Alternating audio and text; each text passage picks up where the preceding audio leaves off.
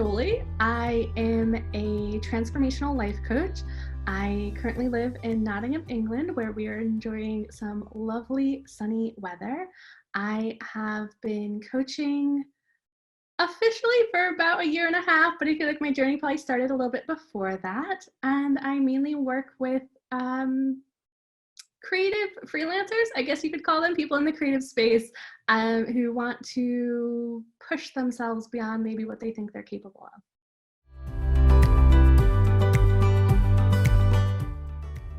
My story is one of a little girl who never felt good enough throughout her whole childhood for various reasons, and really struggled to be herself, and often worked really hard to become who other people thought she should be. So straight A student and, all those sorts of things. That was sort of who I was. And I guess my story leads into loosening those chains, loosening that attachment to who other people thought I should be, and learning to become myself. And the more I did that, and the more comfortable I got in my own skin, the better I got at helping other people do the same, and which is what led me to life coaching. The more I learned sort of what I needed to work on, the more I was sort of able to see that in other people. So yeah, I think my story is one of learning to accept who I am, and that it's okay to be myself.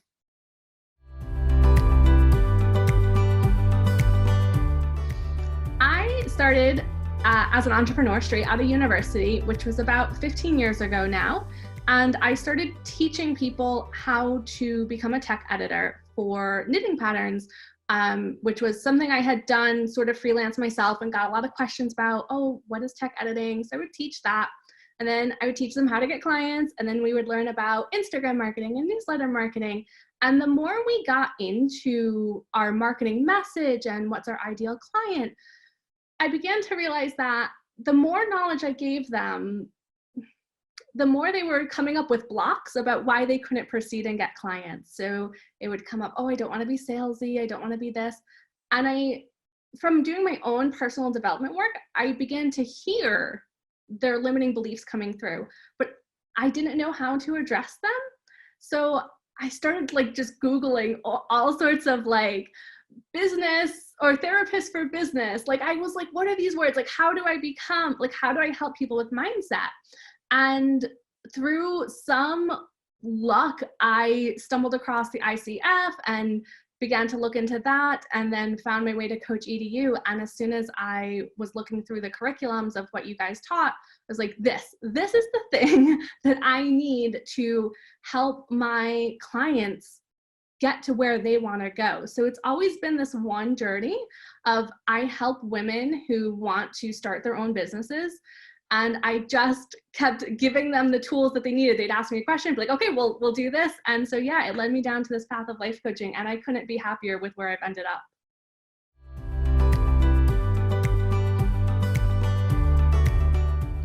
Today, my coaching business looks like a bunch of different things, actually. I really enjoy experimenting and kind of seeing what feels good and what doesn't. So currently I'm a mindset coach for a mastermind program. So that someone else runs that program and they've hired me as their mastermind coach, which is lovely. I get to work with a lot of different clients that maybe I wouldn't normally attract. And then I also am running a group coaching program called the Fireside Circle, which is a place for women to feel safe exploring all of their emotions. So we're doing a lot of work. We kind of work seasonally. So we just wrapped up winter season when we're recording this, which was a time of rest and recuperation and recovery and rebuilding foundations. And then we're into spring now, which is our blooming phase. So yeah, we're having a lot of fun with that.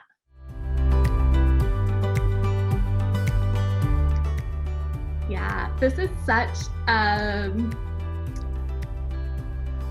funny question to come up because I'm working on my branding. And so what is your vision for your business is a question that I have been contemplating over the past few weeks quite heavily. And I don't honestly have a perfect answer for my vision yet, but I think my vision is similar to many life coaches in that I want to foster connection with other people who are on a sort of personal development journey. And I want to foster that connection not only with me and my clients, but my clients and other clients. So that's why I'm really passionate about group coaching. I think one of our biggest tools is just knowing we're not alone. So my main vision is to keep fostering that connection and to, I like to think, make better humans. I want to help people be better listeners, more empathetic listeners, and I want to help them believe that they're capable of more than maybe they were told. So that's the vision I'm working with at the moment.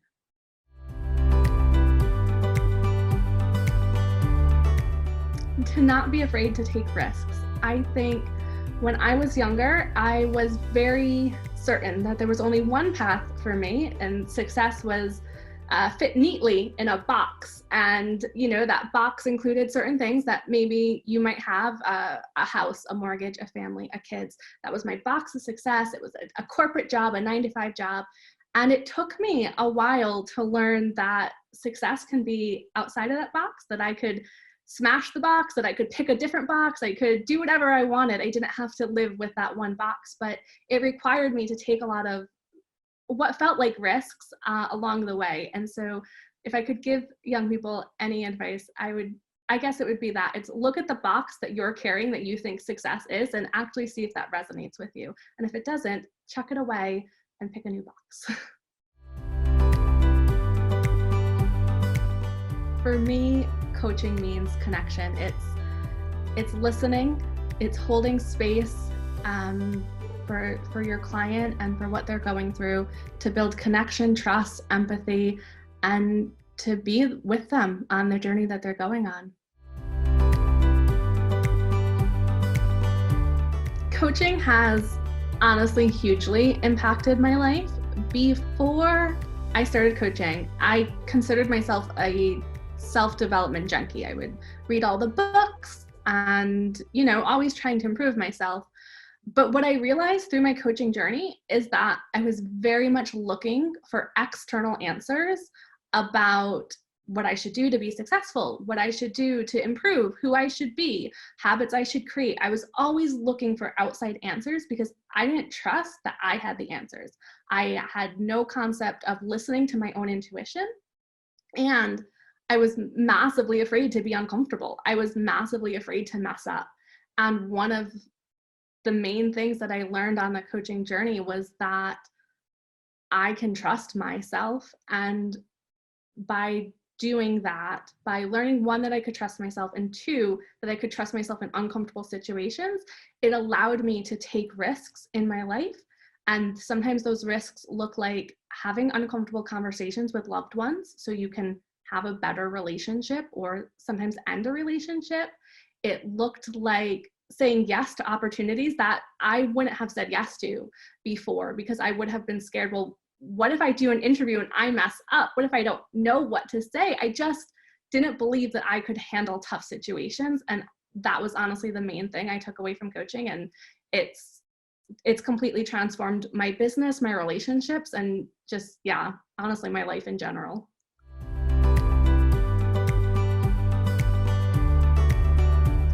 So the thing I learned most about myself in the CoachEDU training was that I was capable of showing up every week for both myself and for others. So prior to taking this course, I had a story about myself that I was a quitter. I had bought courses before and never really followed through. And I just carried the story that, like, I'm not good at showing up every week. I'm not good at committing to things.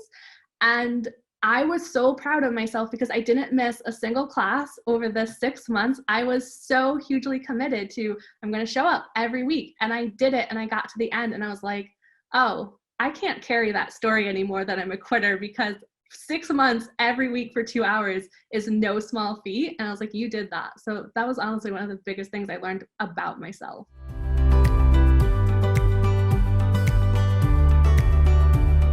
Okay, I would say firstly, CoachingEDU helped me by giving me really good foundations for what a coach is, what I should expect in a typical session, how I might structure my sessions. And that sort of just really helped me from a practical point of view of like feeling confident that I can put out this service into the world. We also had great instructors who answered all of our questions about like, how might I get clients? Like what works, what doesn't? And so when I left, I felt really confident, mainly in that I could provide a good session, and which really helps when you're marketing, if you can believe that you're capable of doing the thing. And so I think that was probably the biggest thing, of just having really good foundations of what coaching is, what a coaching package might look like, and all of that sort of information.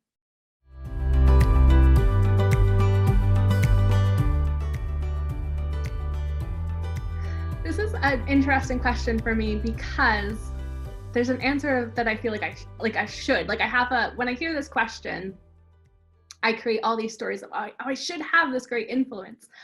I think the greatest influence, honestly, on me has been the people that I've rebelled against. So I think I had some, let's just say, authority figures growing up who were my greatest influence, but not in the best way. But having them to rebel against sort of has become like, well, that was the greatest influence on my life in determining who I am today. So unfortunately, I don't have like, oh, this person is so inspiring. It was more of like, the structures of society that I rebelled against has been the greatest influence in my life.